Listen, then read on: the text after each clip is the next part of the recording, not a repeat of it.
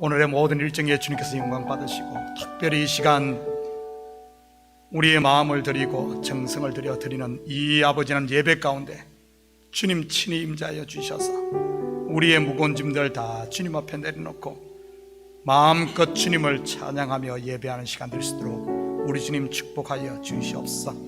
오고 있는 발걸음 주님께서 지키시고, 또 이 교회 가운데서 예배드리는 주일학교, EM, 아버지 하나님 각 부서들마다 주님 축복하여 주셔서 성령의 기름 부으심이 충만하게 흘러넘치는 산 예배가 되게 도와주시옵소서. 모든 영광 주님께 올려드리며 이 모든 말씀 예수님의 이름으로 기도드립니다.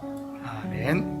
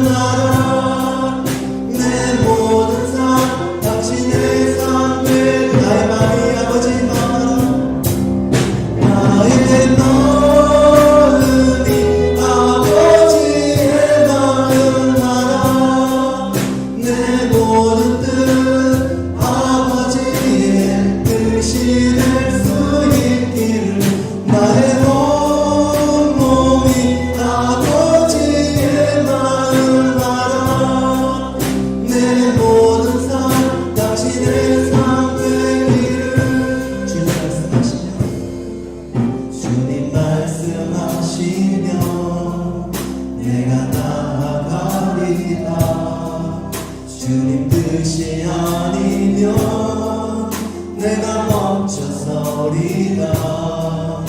나의 가고 서는 것 주님 뜻에 있으니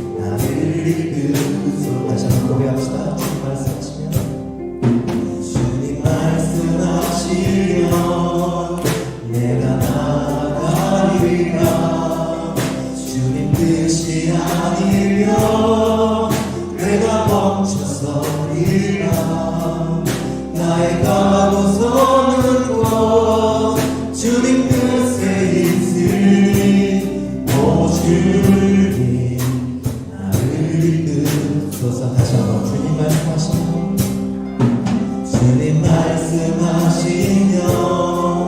내가 나아가리라. 주님 뜻이 아니면 내가 멈춰서리라.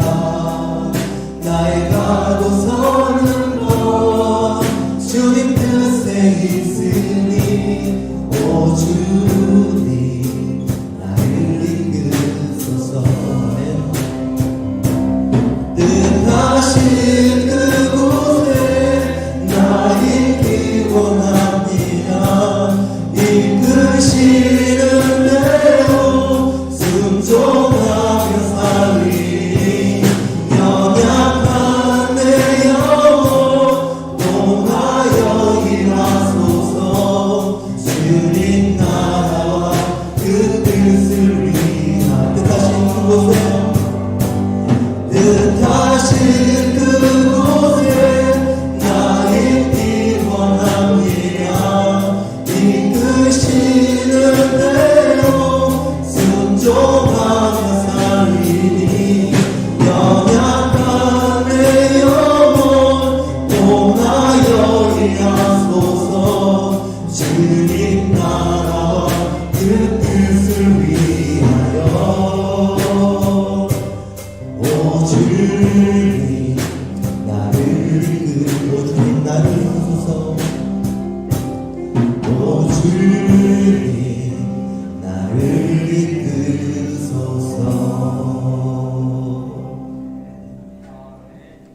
자, 다 같이 일어나서 찬양하시겠습니다.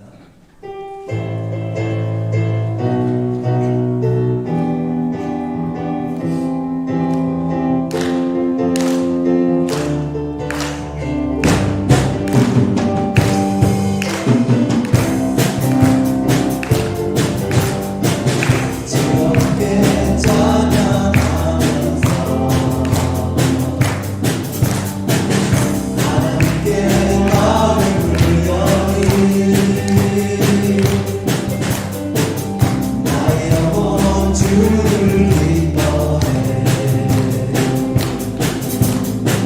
신실하신 주를 찬양해. 내게 채우시는 하나님이시기에 내가 더욱더 뜨겁게 찬양하리. 내 손을 높이 들고 입을 크게 열며 주님 채우신 나 말씀하셨네. 오 할렐루야 주 찬양해. 우리 모인 주에 임하시는 주 찬양해. 다시 한번 즐겁게 찬양하면서 즐겁게 찬양하면서 하나님께 마음을 열리 나의 영혼 주를 기뻐해. 신실하신 주를 찬양해. 내게 채우시는 하나님이시기에 내가 더욱더 뜨겁게 찬양하리. 내 손을 높이 들고 입을 크게 열며 주님 채우신다 말씀하셨네. 오 할렐루야 주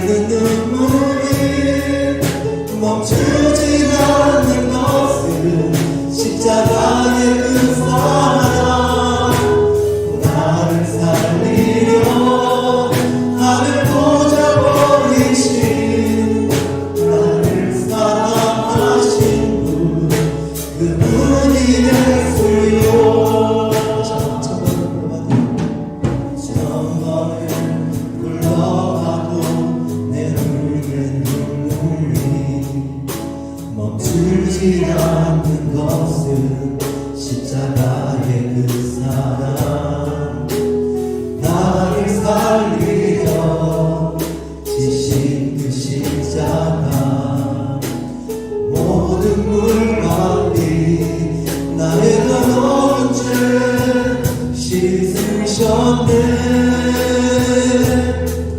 나를 향한 그 사랑 생명을 내주사 영원한 생명을 내게 주심을 감사해. 정번을 불러도 내 눈에는 눈물이 멈추지 않는 것은 십자가의 그 사랑. 나를 살리려 하늘 보좌 버리신 나를 사랑하신 분 그분이 예수요.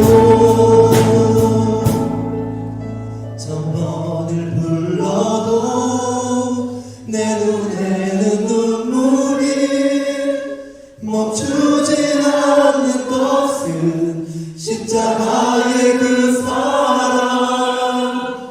나를 살리려 하늘 보좌 버리신 나를 사랑하신 분 그분이 예수요.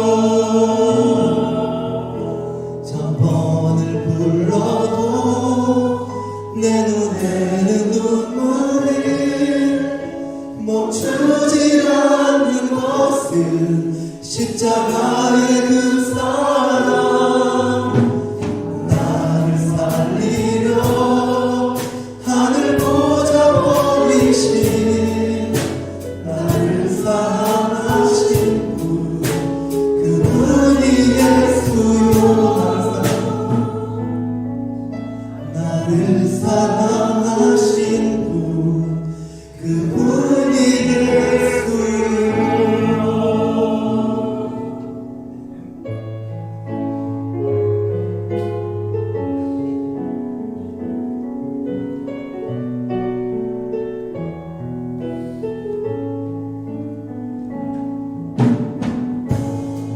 감사하신 하나님 에베네셀 하나님 살아계신 하나님 에베네셀 하나님 여기까지 인도하셨네. 감사하신 하나님 여기까지 인도하셨네. 살아계신 하나님 감사하신 하나님 에베네셀 하나님 살아계신 하나님 에베네셀 하나님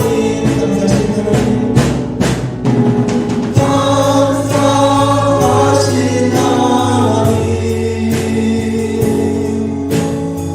에베네셀 하나님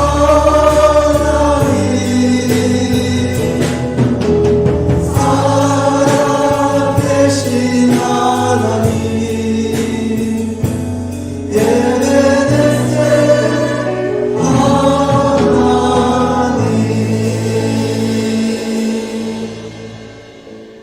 아멘. 우리 이제 다 같이 마음을 모아 오늘 예배 시간을 통해서 하나님께서 저희들에게 허락하실 은혜의 말씀들, 생명의 말씀들을 받기를 위해서 다 같이 소리내어 기도하시겠습니다. 사랑이 많으신 아버지 하나님을 감사합니다. 오늘 마음씨 저희들에게 좋은 주의를 허락하시고 주임전으로 발걸음을 인도하시어 하나님께 찬양의 예배를 쓰는 은혜 허락하신 주님의 이름을 하나님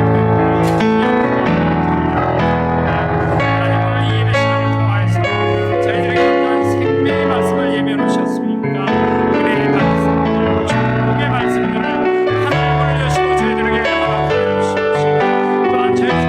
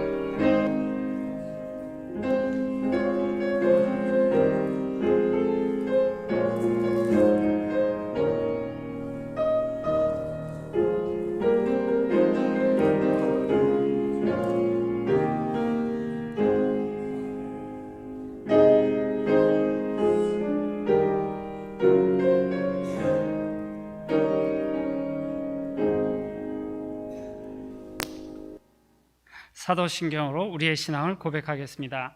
전능하사 천지를 만드신 하나님 아버지를 내가 믿사오며 그 외아들 우리 주 예수 그리스도를 믿사오니 이는 성령으로 잉태하사 동정녀 마리아에게 나시고 본디오 빌라도에게 고난을 받아 십자가에 못 박혀 죽으시고 장사한 지 사흘 만에 죽은 자 가운데서 다시 살아나시며 하늘에 오르사 전능하신 하느님 우편에 앉아 계시다가 저리로서 산 자와 죽은 자를 심판하러 오시리라.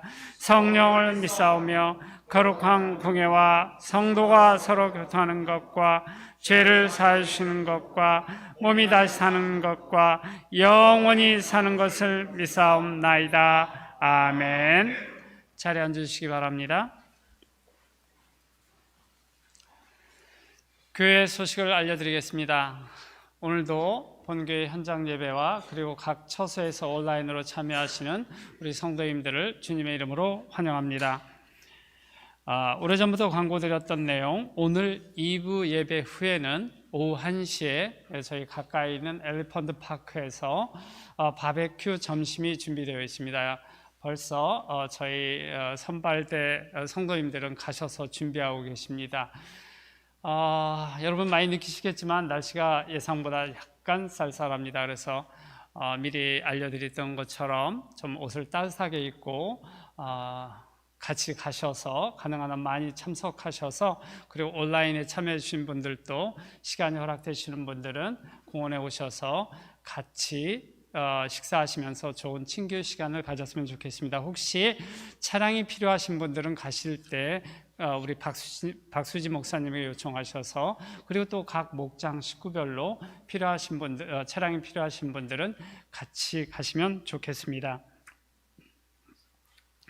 다음 소식, 목장별 찬양축제가 11월 21일 추수감사주일에 있습니다. 지난해에는 못했지만 올해는 저희가 이제 다시 시작하려고 합니다. 그래서 추수감사절 찬양축제위원이 가능한 많은 목장들이 준비해 주셨으면 좋겠고요. 혹시 인원이 적어서 좀 준비가 안 되는 분들은 목장은 다른 목장들하고 같이 연합해서 준비해 주시면 대단히 고맙겠습니다. 찬양축제 되니까 목사님 상품이 있겠죠? 예. 여기 광고에는 없지만 또 상품이 걸려 있습니다. 그래서 상품이 걸리면 또 우리 성도님들 눈빛이 달라지시니까 준비해 주시면 좋은 상품으로 또 여러분에게 보답해 드리도록 하겠습니다. 다음 소식, 10월 31일부터 저희가 전에 해오던 코비드-19 전에 해오던 점심 식사 후에 설거지 뒷정리도 이제 목장별로 하려고 합니다. 주변 뒷면에 보면 해당 날짜와 각 해당되는 목장이 표시되어 있습니다. 그래서 그거 보시고 협조해 주시면 대단히 고맙겠습니다. 다음 주 전교인 성경 읽기는 고린도전서 1장부터 고린도후서 8장까지입니다. 이제 다른 광고 없으시면 우리를 대신해서 류명현 장로님 기도해 주시겠습니다.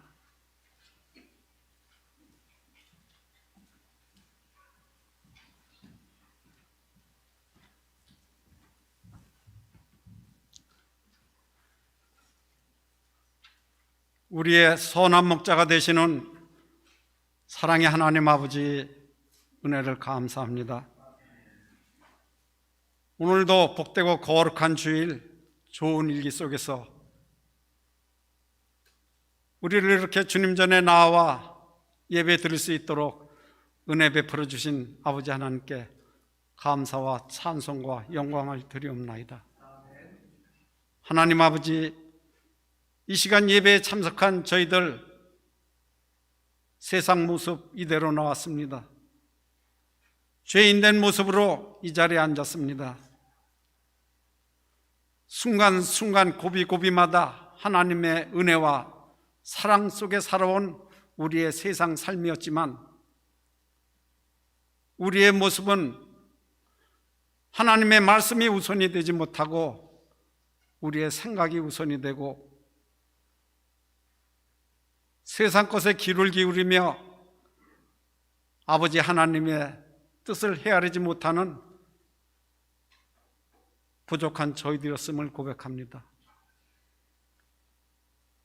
눈앞에 작은 것을 위하여 때로는 하나님의 영광을 가리우며 성도로서 온전한 삶을 다 살지 못한 우리의 죄와 허물 다 주님 십자가 앞에 내려놓습니다. 저희를 긍휼히 여겨주시옵고 신령한 마음으로 주님께 예배드릴 수 있도록 저희들을 성령께서 붙잡아 주시옵소서. 사랑의 하나님 아버지, 여러 가지 고난과 역경 속에서도 우리 참교회를 든든히 반석 위에 세워주시고 지켜주신 아버지 하나님, 우리 성도들 믿음 안에서 사랑으로 주님 제단을 섬기며 건강하게 믿음 생활할 수 있도록 지켜주심도 또한 감사합니다. 그러나 우리의 믿음이 신앙의 깊이는 서로 다르고 우리의 믿음은 분량이 서로 다를지라도 우리 온 성도들이 사랑으로 하나 되어 서로 권면하고 이끌어주며 온 우리 참교회 성도들이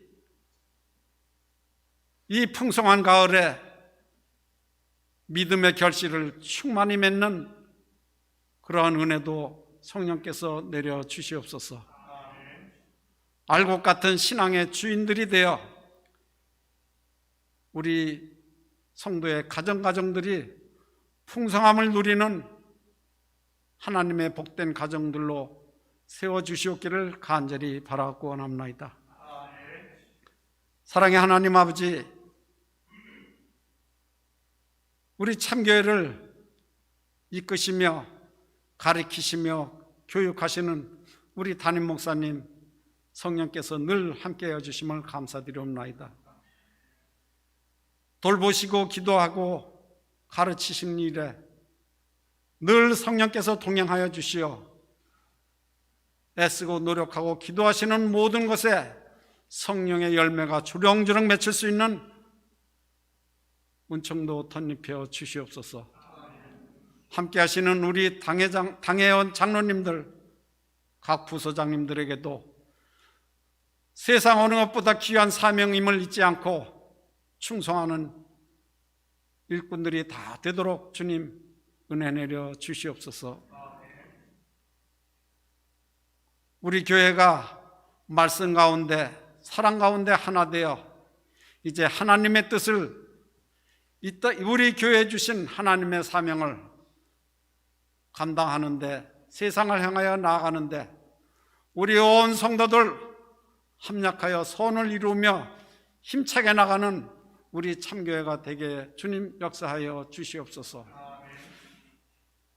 선한 목자 되시는 주님께서 앞장서 행하시면은 우리는 믿고 순종하며 따르는 믿음 되길 간절히 바라고 원합니다. 이 시간 예비하신 말씀을 통하여 우리에게 선포하여 주실 때 그 말씀을 통하여 상한 마음이 위로를 받고 소망을 얻는 귀한 은혜의 시간, 감사의 시간, 회복의 시간이 되는 예배가 되도록 성령께서 처음과 끝을 주장하여 주시옵소서. 모든 것 주님께 감사드리오며 예수님의 이름으로 기도드리옵나이다. 아멘.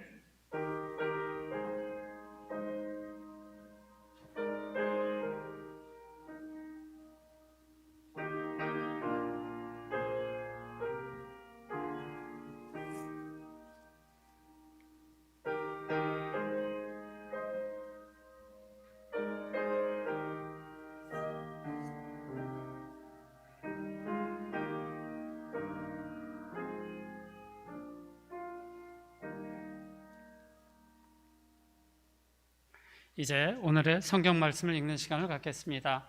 오늘 본문 말씀은 누가복음 20장 1절에서 18절까지의 말씀입니다. 누가복음 20장 1절에서 18절까지를 성도님들과 제가 한 절씩 읽도록 하겠습니다. 하루는 예수께서 성전에서 백성을 가르치시며 복음을 전하실 새 대제사장들과 서기관들이 장로들과 함께 가까이 와서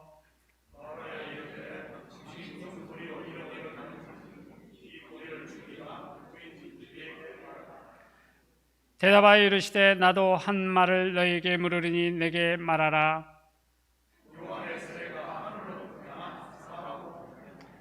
그들이 서로 의논하여 이르되 만일 하늘로부터라 하면 어찌하여 그를 믿지 아니하였느냐 할 것이요.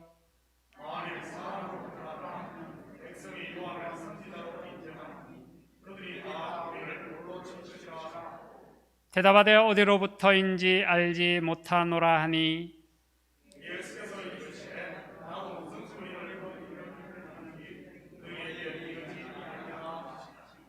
그가 또 이 비유로 백성에게 말씀하시기 시작하시니라. 한 사람이 포도원을 만들어 농부들에게 새로 주고 타국에 가서 오래 있다가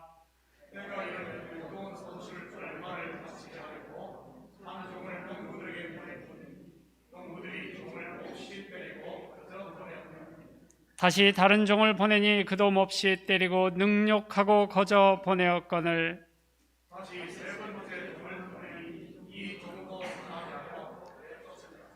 포도원 주인이 이르되 어찌할까 내 사랑하는 아들을 보내리니 그들이 혹 그는 존대하리라 하였더니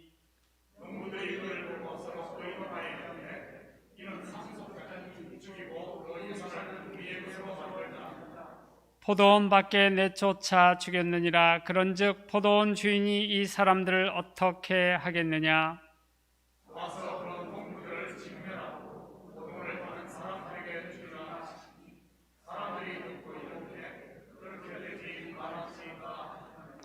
그들을 보시며 이르시되 그러면 기록된 바 건축자들의 버린 돌이 모퉁이의 머릿돌이 되었느니라 함이 어찌미냐.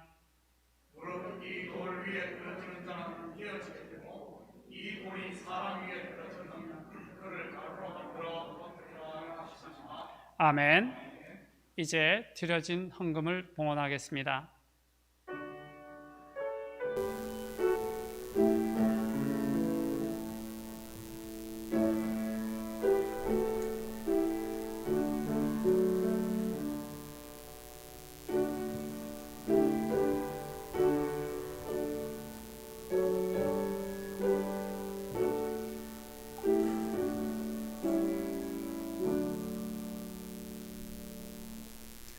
이제 성가대 지휘자님의 특송이 있겠습니다.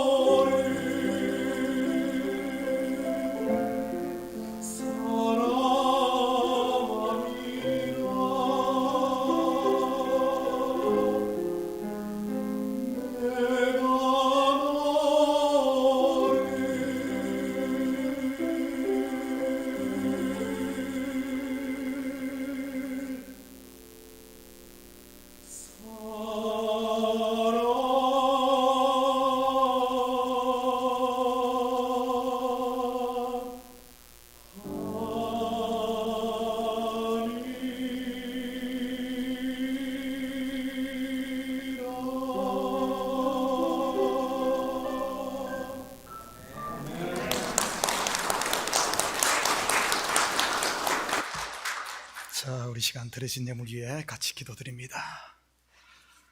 사랑의 아버지 하나님, 참으로 감사드립니다. 지난 한 주간도 저희들 주님 날개 품 안에 온전히 품어주시고 또 우리에게 일할 수 있는 터전과 건강 허락하셔서 열심히 땀 흘리게 하시고 그 수고의 열매를 거두게 하신 하나님, 참으로 감사드립니다. 이 시간 우리의 마음을 담고 정성을 담은 예물을 주님 앞에 올려드립니다. 11조로 드립니다. 감사 예물로 드립니다. 주일 예물로 드립니다. 선교 예물로 드립니다. 드린 손길마다 복되게 하시고 저들 가정과 삶의 현장에 주님의 살아계심이 증거되어지고 풍성함이 넘쳐나게 도와주시옵소서. 구워줄지언정 꿀어간 일 없도록 우리 주께서 저들의 물질 창고를 지키시고 항상 건강을 붙들어 주셔서 아버지 하나님, 참으로 우리의 삶이 발걸음마다 참으로 주님의 은혜가 넘쳐나게 하시고 주님의 살아계심이 증거되는 정인의 삶이 될 수 있도록 우리 주님 도와주시옵소서. 악한 것들은 한 길로 왔다가도 7길로 도망가게 하시고 주님의 성령이 각 심령에 충만하게 채워져 감히 아버지 하나님, 악한 것들은 틈 못하도록 우리 주님께서 지켜보아여 주시옵소서. 사업처마다 복되게 하사 적게 시작했다 할지라도 나중은 심히 창대한 역사가 있게 하시고 특별히 우리 자녀들 믿음 안에서 잘 자라 하나님의 기쁨이 되고 교회의 기쁨이 되고 이 시대의 기쁨이 되는 자녀들로 성장하게 도와주시옵소서. 이 예물이 쓰이는 곳마다 주의 영광 드러나게 하시고 영혼 구령 사업과 선교 사역과 구제 사역에 온전히 쓰일 줄 믿사오며 이 모든 말씀 예수님의 이름으로 기도드립니다. 아멘. 좋은 아침입니다. 요즘 코비드-19 팬데믹을 거치면서 사람들의 가장 큰 관심이 무엇인 것 같습니까? 아무래도 건강 1순위겠죠. 누구나 젊고 건강하게 살고 싶을 것입니다. 사실 생명은 하나님 손에 달렸기에 그분께 맡겨두고라도 어떻게 하면 좀 더 젊고 건강하게 그리고 오래 살 수 있을까요? 식단 조절 잘하고 운동 열심히 하면 됩니까? 물론 그렇게 하면 컨돔이 되지요. 아니면은 보톡스 맞으면 됩니까? 물론 겉으로야 피부가 팽팽해지니 젊어 보일 수는 있을 것입니다. 그런데 사람은 영적 존재라 겉이 젊다고 젊게 사는 것은 아닐 것입니다. 마음이 젊고 건강해야 젊은 것이지요.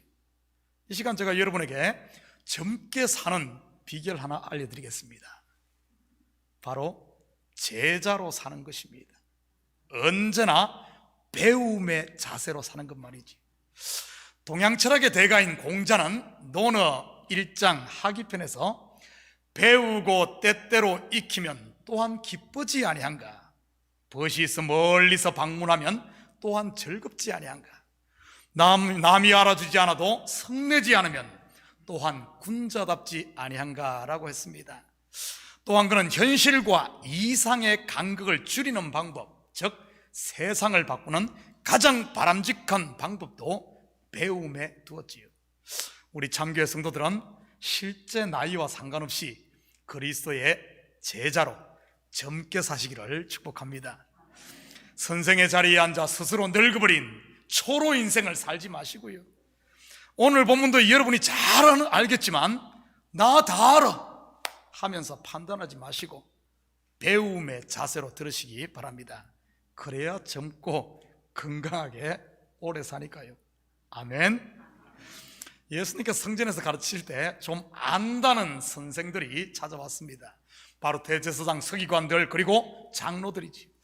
그때 그들은 무슨 권위로 이런 일을 하는가, 그리고 이 권위를 준 사람이 누구인지 예수님께 묻습니다. 속된 말로 당신 티칭 라이선스 내놔봐, 당신 누구 백을 믿고 설치는 거요? 하는 말이지. 우리가 지난주 공부했듯이 예수님께서 성전에서 장사하는 자들을 내쫓고 돈 바꾸는 자들과 비둘기 파는 자들의 상을 엎어버리지 않았습니까? 당시 예루살렘 성전의 모든 이권과 권위는 대제사장에게 있는데 말이지. 그런데 감히 자기 허락도 없이 이런 일을 벌였으니 얼마나 당황했겠습니까? 한마디로 뒤통수를 망치로 얻어맞은 것 같았겠지요.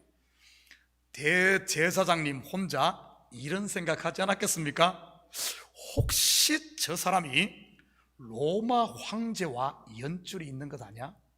하고 말이죠. 왜냐하면 당시 대제사장은 로마 황제가 임명을 했으니 말이지.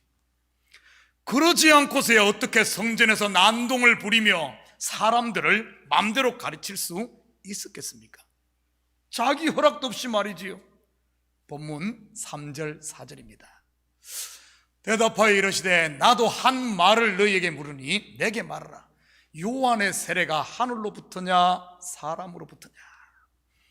예수님은 그들의 물음에 대답 대신 왜 이 질문을 그들에게 한 것일까요? 위기를 지혜롭게 모면하면서 그들에게 면박을 주기 위해서일까요? 문자로만 보면 그렇게 보이지 않습니까?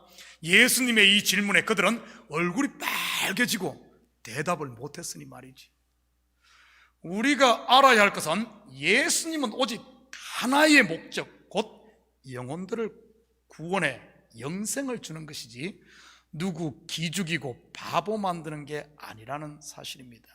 비록 그들이 자기를 죽이려고 하는 대제사장들이나 서기관들이라 할지라도 말이지요. 그렇다면 이 질문을 그들에게 하신 이유가 구체적으로 무엇인지 요한이 세례 베풀 때의 장면을 보면서 같이 한번 알아보십시다. 마태복음 3장 7절 8절입니다. 요한이 많은 바리새인들과 사두개인들이 세례 베푸는 데로 오는 것을 보고 이르되 독사의 자식들아 누가 너희를 가르쳐 임박한 진노를 피하라 하더냐. 그러므로 회개에 합당한 열매를 맺고. 세례 요한은 거침없이 바리새인들과 사두개인들의 실체를 드러냅니다. 지금까지 아브라함의 자손이라고 자부하며 스스로 의인인 척하던 그들을 향해 독사의 자식이라고 하면서 말이지. 세례 요한의 이 외침 또한 그들을 깨는 게 목적이 있는 게 아닙니다. 그들을 까고 뭐들 그런 게 아니에요. 그들을 회개시켜 구원하기 위함이 이 목적이지요. 그렇다면 그들이 임박한 진노를 받는 게 사는 길일까요? 아니면 피하는 게 사는 길일까요? 당연히 진노를 받는 게 사는 길입니다. 다시 말해 율법의 의로 쌓았던 자기들의 그 바벨탑이 무너지는 게 진노 곧 회개에 합당한 열매를 맺는 것이니까요. 자기의 죄인됨을 고백하고 물에 수장되는 것 말이지요. 그게 바로 세례 아닙니까? 그래야 새 생명으로 다시 거듭날 준비가 되는 것이고요. 그런데 과연 이들이 요한의 세례를 받았을까요? 받았다면 예수님 앞에 이러고 있지는 않았겠지요. 그렇다면 예수님의 물음에 대제사장들과 서기관들 그리고 장로들이 어떻게 대답을 하는지 같이 보십시다. 5절에서 7절 다 같이 한 절씩 나눠서 읽습니다. 5절은 제가 읽고 6절은 여러분이 읽습니다. 그들이 서로 의논하여 이르되 만일 하늘로부터라 하면 어찌하여 그를 믿지 아니하였냐 할 것이요.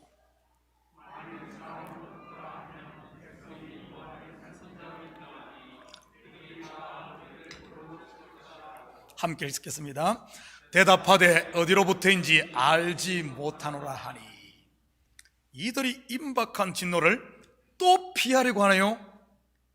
모른다고 피하는 그것이, 모른다고 피하고 있는 그것이 진짜 진노임에도 말이지요. 진짜 진노의 길이고 사망의 길 말이지요. 이것은 아직 그들의 눈이 가리워져 있다는 말입니다. 이러한 배경하에 오늘 포도원 농부 비유가 주어진 겁니다. 그렇다면 이 비유는 그들의 실상을 드러내 창피를 주기 위해서일까요? 아니면 가리워져 있는 그들의 눈에서 비늘을 벗겨내 구원하기 위함일까요? 구원이 목적인 줄 믿습니다. 비유의 내용을 살펴보면 한 사람이 포도원을 만들어 농부들에게 세를 주고 그 세를 받기 위해 한 종을 보냅니다. 그런데 농부들이 종을 때리고 빈손으로 돌려보내지. 두 번째 정도, 세 번째 정도 말이지. 마지막으로 아들을 보냈는데 농부들이 죽여버립니다. 그러자 그 주인이 열받아서 농부들을 진멸하고 그 포도원을 다른 사람에게 주었다는 이야기입니다. 비유에서 포도원 주인이 누구죠? 하나님이죠. 농부들은요? 유대인들. 그렇다면 세를 받기 위해 보낸 종들은요? 선지자들. 그렇다면 아들은요? 독생자 예수 그리스도. 그래서 유대인은 빼앗기고 다른 사람들 곧 이방인들은 받고. 그래서 보통 어떻게 적용을 하죠? 하나님은 선한 분, 농부들은 악한 놈. 하나님이 참고 기회 줄 때 예수 믿어야 합니다. 그렇지 않으면 하나님이 폭발할 날이 오는데 그때는 작살납니다. 맞습니까?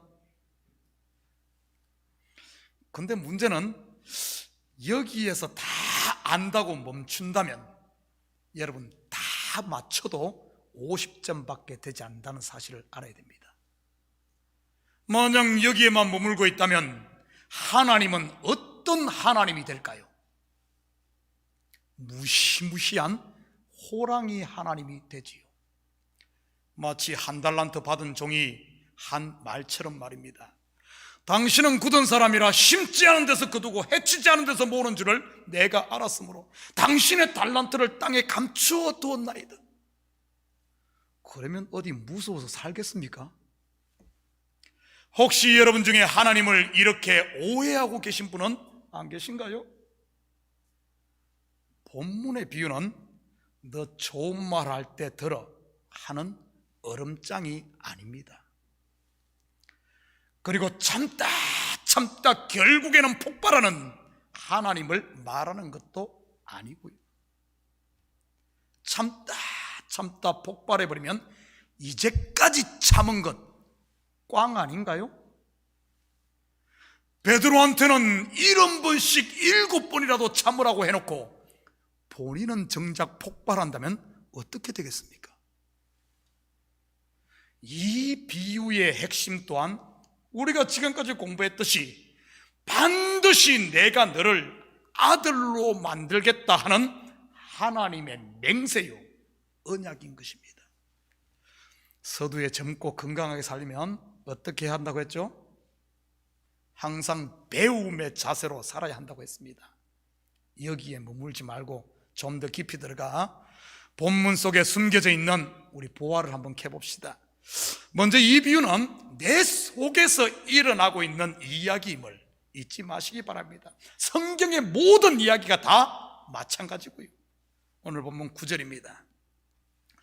그가 또 비유로 백성에게 말씀하시기 시작하시니라. 한 사람이 포도원을 만들어 농부들에게 새로 주고 타국에 가서 오래 있다가 한 사람 곧 하나님이 만드신 포도원이 무엇일까요? 포도원은 하나님의 백성 이스라엘을, 그리고 더 나아가 하나님의 나라인 저와 여러분을 말하는 것입니다. 성도의 마음이 포도원인 것이지. 그렇다면 농부는요?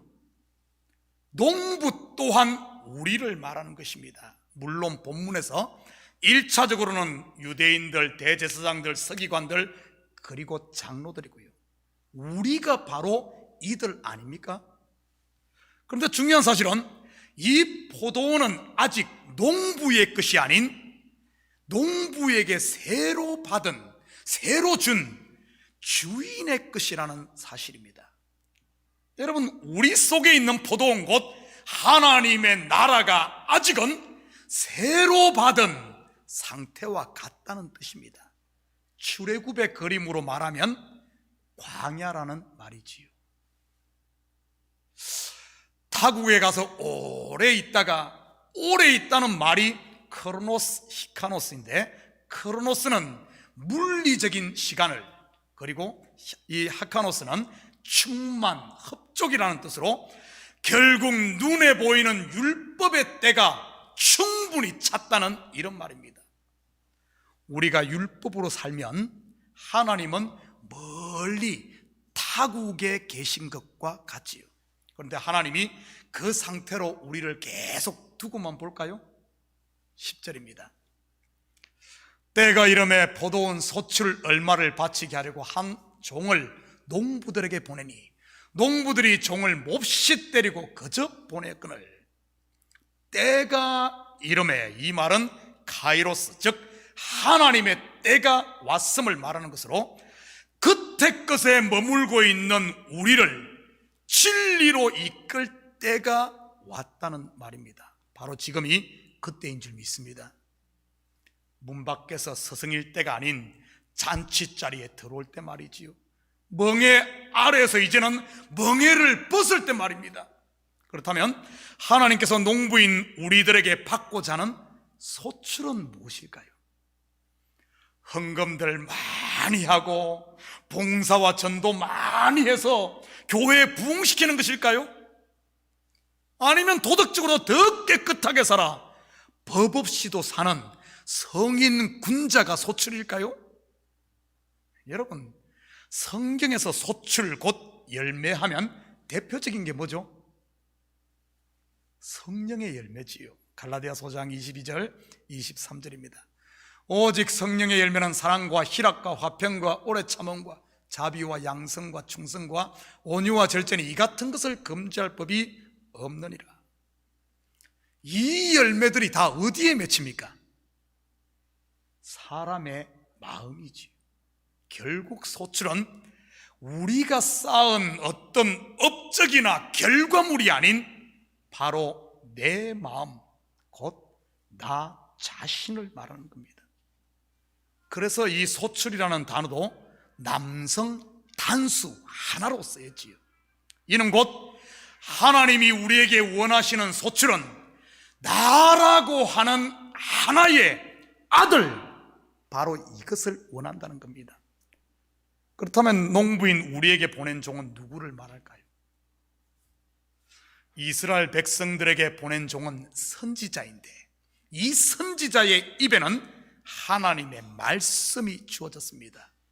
바로 종은 말씀을 말하지. 여기서 종이라고 말한 것은 겉의 말씀, 곧 율법을 말하는 것입니다. 사도 바울이 갈라디아서에서 그렇게 표현하지 않습니까? 율법은 종으로, 그리고 그리스도로 말미암아 주어진 은혜와 진리는 아들, 곧 자유자로 말이지요. 그런데 농부들이 종을 몹시 때리네요. 여기서 몹시 때리다 할 때 쓰인 단어가 이 헬라어대로인데 이 말은 돌을 깨다는 뜻입니다. 성경에서 돌을 깬 사건이 어디에 나옵니까? 바로 십계명 첫 번째 돌판을 모세가 깨뜨리지. 첫 번째 돌판이 깨지다 어떻게 됩니까? 깨지지 않는 두 번째 돌판이 주어집니다. 다시 말해 율법이 깨지자 진리가 나온다는 의미입니다. 그리고 호렙산 바위도 모세가 지팡이로 쳐서 깹니다. 그러자 거기에서 생수가 나지. 그리고 그저 보내다는 말이 헬라 이 원어 캐노피인데 이 단어는 텅 빈, 무익하다 이런 뜻입니다. 정리하면 하나님이 주신 겉의 말씀, 곧 율법을 때리고 깨자 자신이 무익하다는 사실이 드러났다는 이런 말입니다. 바로 율법은 그 말씀이 나를 깨라고 주었다는 사실입니다. 그러면 나의 아담, 곧 나의 아담됨, 내가 먼짐이 드러나고 죄인임이 드러나고 내가 독사의 자식이었다는 사실이 드러나는 것이지요. 그런데 그 종, 하나님께서 기도를 들으셔서 다시 복귀가 됐습니다. 할렐루야. 여러분, 주어진 율법을 깰 때 내가 독사의 자식임이 드러난다는 것이지. 그런데 그 종, 곧 율법을 하나님의 말씀을 신주단지 모시듯 하면 어떻게 될까요? 나는 율법을 가진 선민이야 하며 그 종을 왕으로 모심으로 결국은 스스로 대제사장이 되고 바리새인이 되고 스스로 왕 노릇하게 되는 것이죠. 한마디로 그 상태가 독사의 자식이 되는 겁니다. 여러분, 혹시 우리가 그러고 있지는 않습니까? 내가 말씀 위에 깨지고 말씀이 나를 깨어 가루가 되어야 하는데 말씀을 지식으로만 가지고 있는 것 말이지. 11절 12절 계속 봅니다. 다시 다른 종을 보내니 그도 몹시 때리고 능욕하고 그저 보내었거늘 다시 세 번째 종을 보내니 이 종도 상하게 하고 내쫓은지라. 그런데 가만히 보면 이들의 행동이 점점 과격해지는 것을 보게 됩니다. 두 번째 종은 몹시 때린 데다 능욕까지 했네요. 능욕이란 말은 이 명예를 실추시킨다 이런 말입니다. 그리고 세 번째 종은 상하게 했습니다. 이 말은 거의 죽기 직전까지 때려 만신창이가 되게 했다는 말이지요. 그리고 내쫓아버립니다. 이 말은 결국 그때 것으로 지어진 율법을 깨므로 인해 자신이 창녀요, 내가 문둥병자요, 내가 세리요, 내가 12년 된 혈류증 여인이요, 베데스다 연못가에 38년 된 병자임이 드러났다는 이런 말입니다. 예수님 당시에 율법을 잘 지킨다는 사람들로부터 이렇게 상하고 내쫓긴 사람들이 얼마나 많습니까? 지금까지 알고 있던 말씀과 정반대죠. 맞습니다. 예수님의 비유는 이렇게 가려져 있습니다. 확인합니다. 마가복음 4장 11절 12절입니다. 이르시되 하나님의 나라의 비밀을 너희에게 주었으나 외인에게는 모든 것이 비유로 하나니 이는 그들로 보기는 보아도 알지 못하며 듣기는 들어도 깨닫지 못하게 하여 돌이켜 죄사함을 얻지 못하게 하려 함이라 하시고, 그래서 하나님의 말씀은 그리스도와 함께 십자가에 죽는 곧 그 사람이 깨지지 않고는 절대 진리를 알 수 없습니다. 머리 좋다고 알 수 있을 것 같아요? 참. 그러니 성경을 도덕책이나 성공을 위한 처세술이나 아니면 점이나 치고 예언을 하는 토정비결처럼 보는 것이지요. 성경은 남 정죄하라고 준 것이 아닌 먼저는 나를 보라고 준 것입니다. 나의 실체가 뭐죠? 아담, 먼지입니다. 그런데 그런 나를 하나님이 손수 빚어 자기의 아들 만드는 이야기가 성경입니다. 아멘. 13절입니다. 보던 주인이 어찌할까? 이제 뒤에서 조네. 이제. 죄송합니다. 좋은 것은 아니고요. 보던 주인이 이르되 어찌할까? 내 사랑하는 아들을 보내리니 그들이 혹 그는 존대하리라 하였으니, 진리는 항상 감추어져 있음을 잊지 마시기 바랍니다. 이 말씀을 겉으로만 본다면 종 셋을 보냈음에도 점점 강도를 높여 때리고 능욕하고 상하게 하는 그 농부들에게 아들을 보내는 바보가 어디 있겠습니까? 그죠? 종 한 명 보냈을 때 때리고 거저 보냈다면 당장 집에 있는 종들 떼거리로 보내 박살을 내버리지요. 어찌할까? 곧 농부들을 구원하는 길은 이 길밖에 없음을 보여주는 것입니다. 내 아들을 보내리니 그는 존대하리라. 존대라고 번역된 헬라가 엔트레포인데, 엔은 아니라는 뜻이고 트레포는 회전한다는 뜻입니다.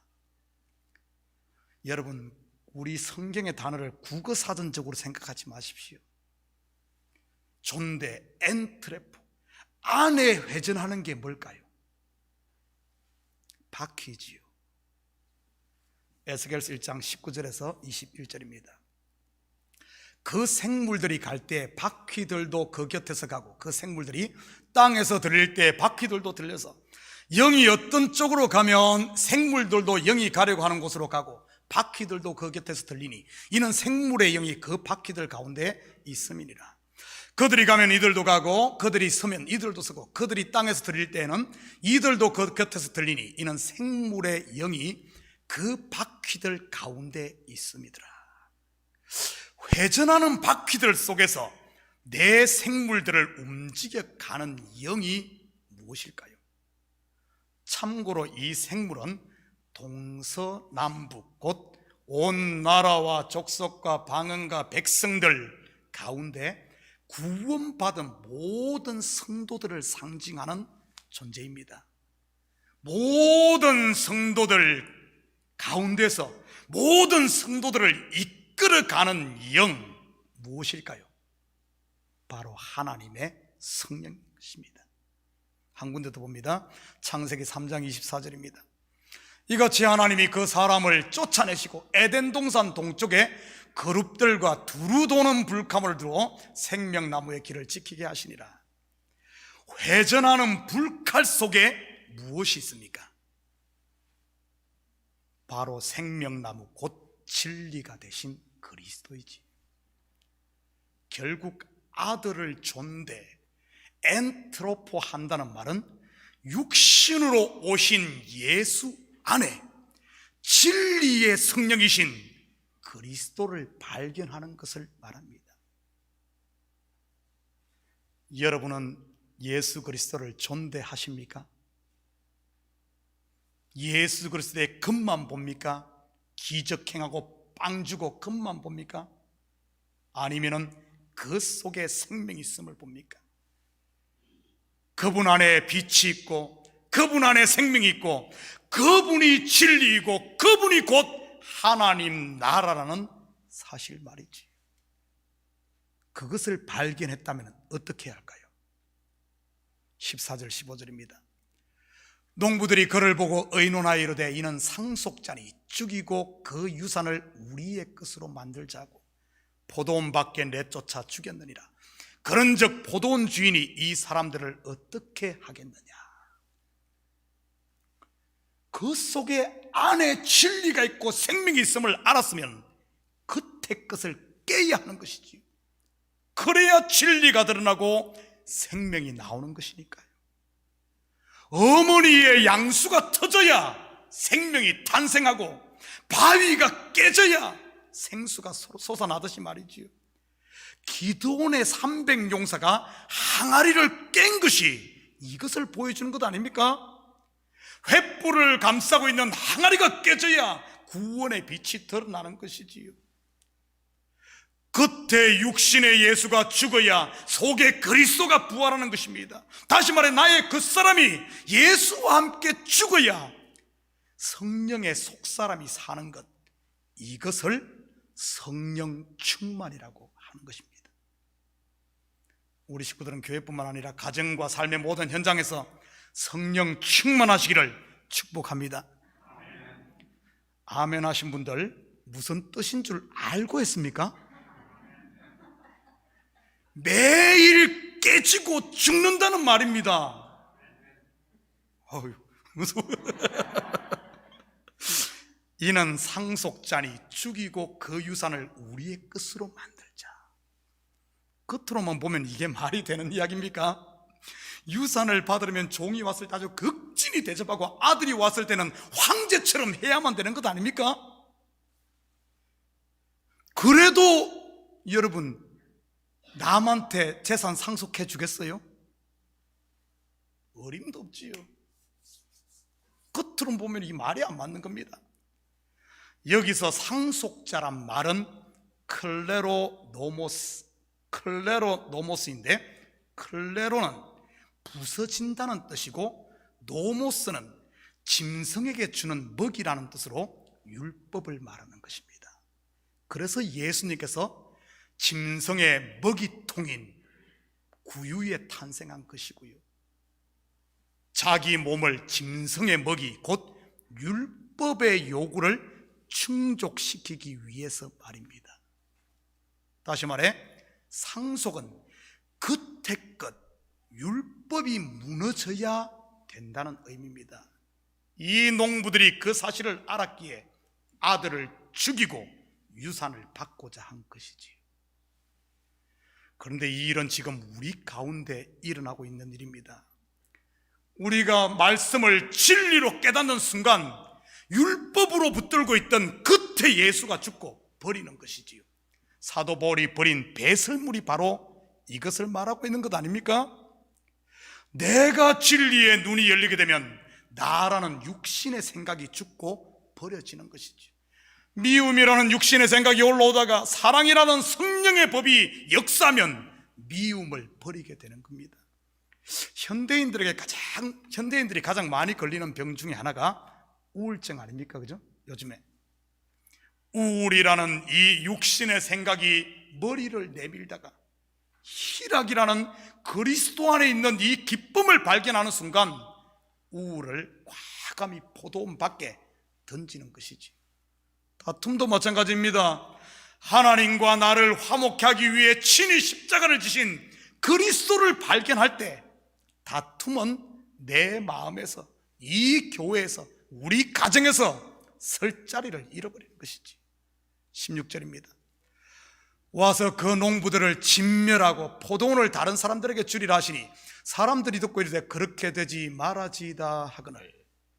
와서라는 말이 엘코마인데 오다 또는 가다는 의미죠. 육신의 예수가 죽으니 하나님께서 성령으로 다시 오신다는 말이지.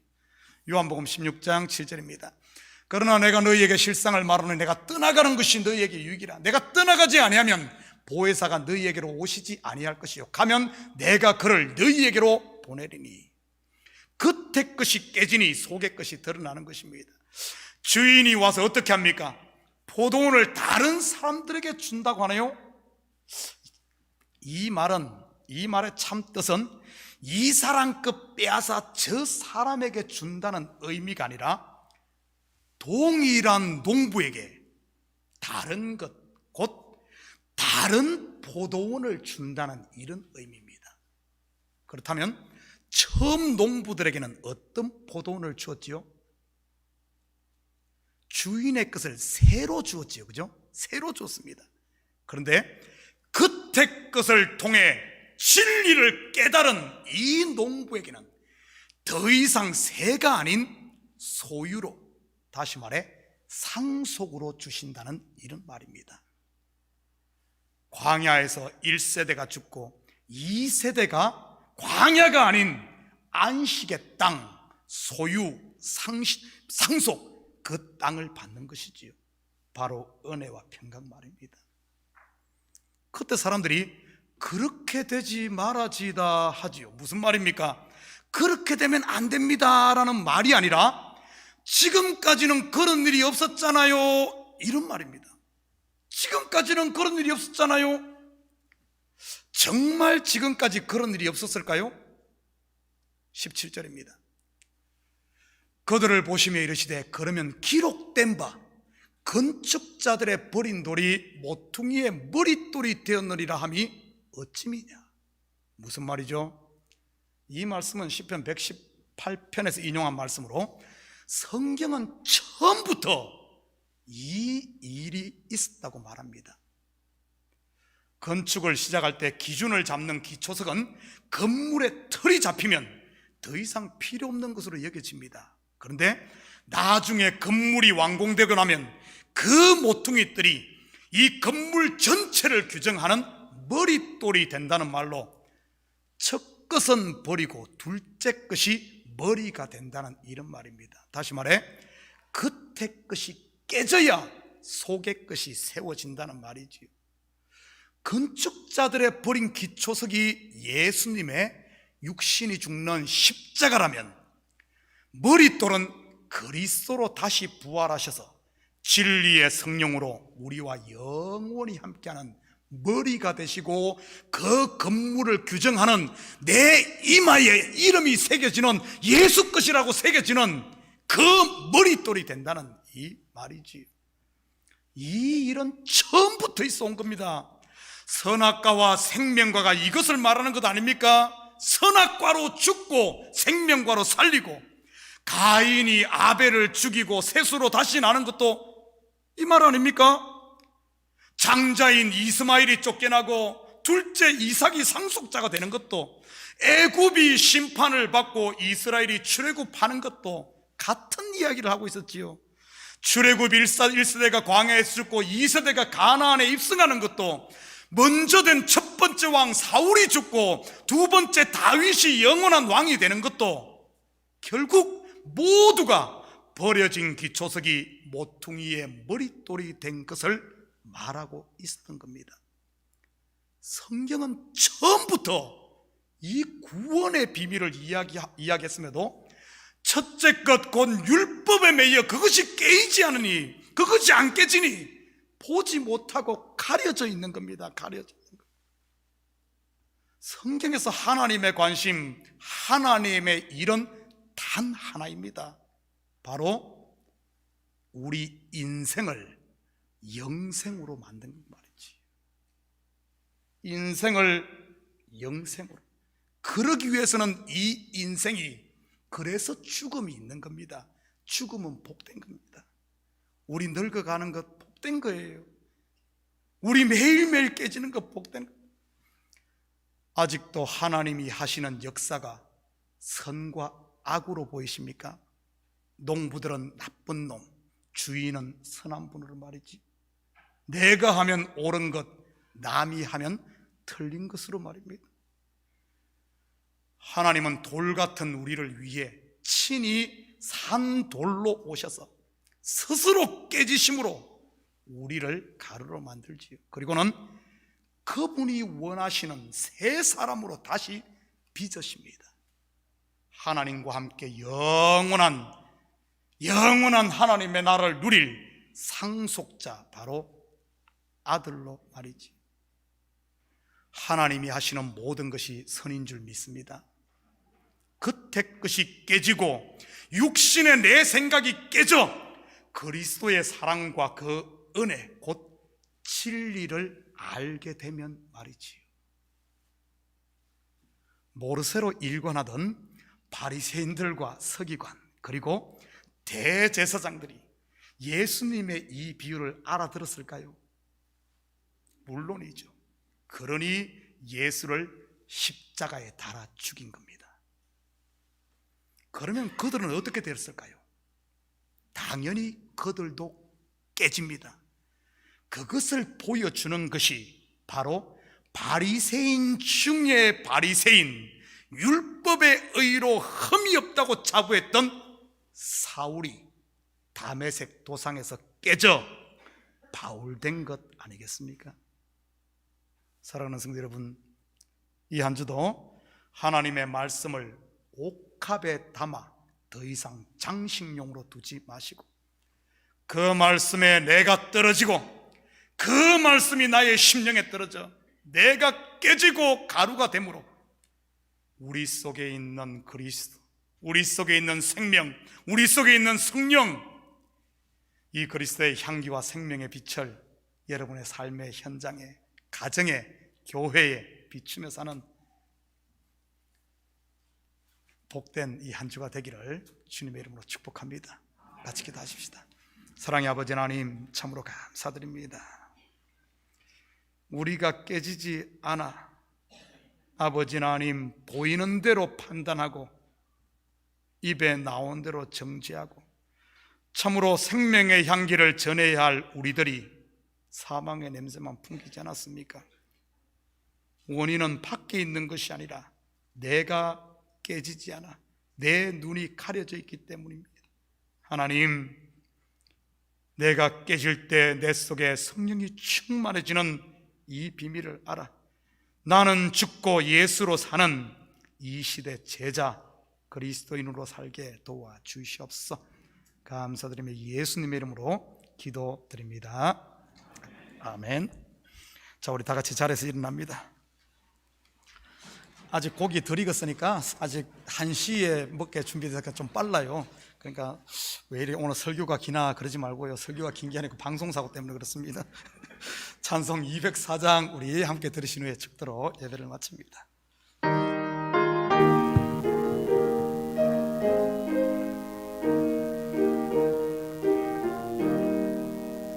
주의 말씀 듣고서 주의 많은 자비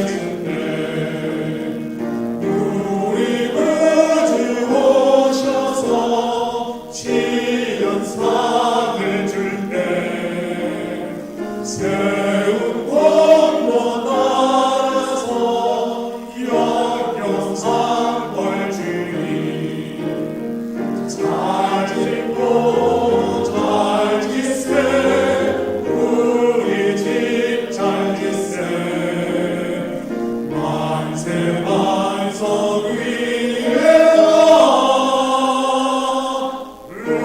우리 집 잘 짓세.